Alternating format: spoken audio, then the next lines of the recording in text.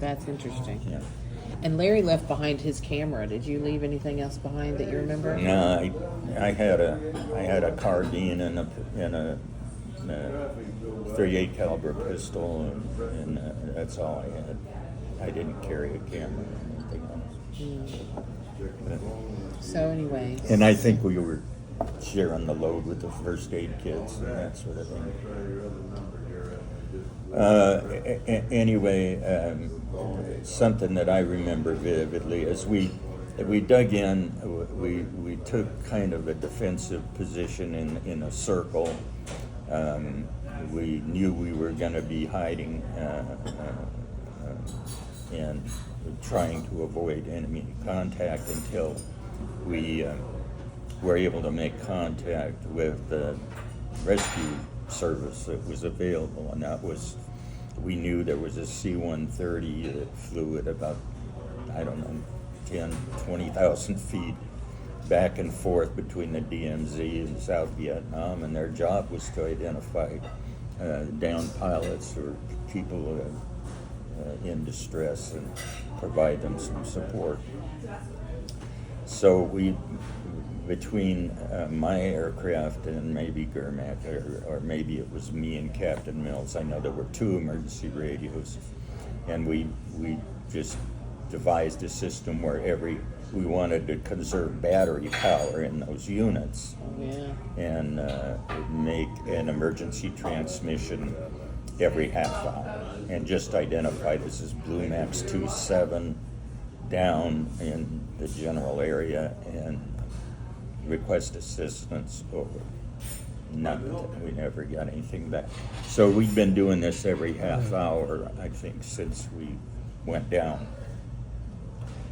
I remember that at night, we might have shared a bottle of water out of our emergency supply. We didn't eat anything, but we shared, between the 8 of us, I think we shared a bottle of water.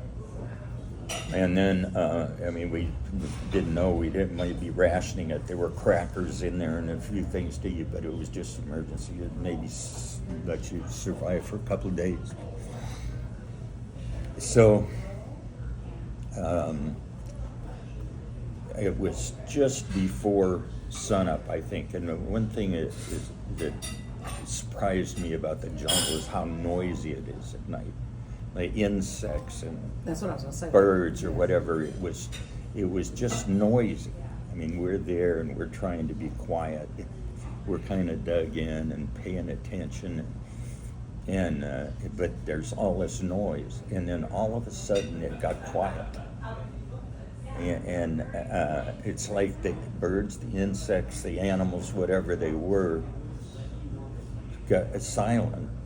And then we heard the AK-47 machine gun fire and rockets, RPGs that were fired at our helicopters.